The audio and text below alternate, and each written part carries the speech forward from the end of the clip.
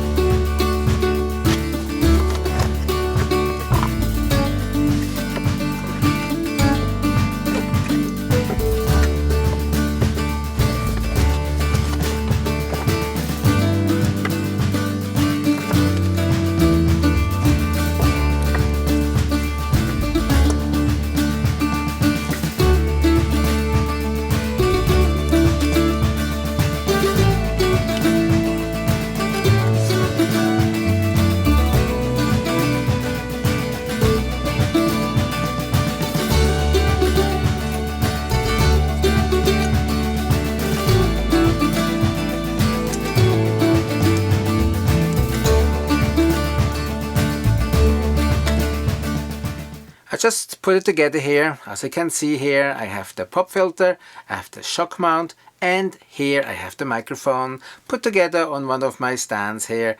And it came also with the normal XLR cable and USB-C. Now we get the best of both worlds.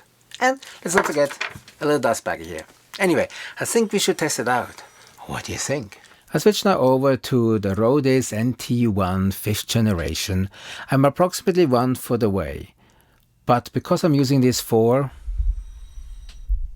voiceovers, so I'll be much closer. I will be using this for explaining things that I do on my van, or when I do some testing of camera or some how-to videos about gear. Just before actually I had a studio microphone up here was the shotgun Sennheiser. I forgot which one. I will put it down there someplace in my notes. Maybe do some more tests with this microphone.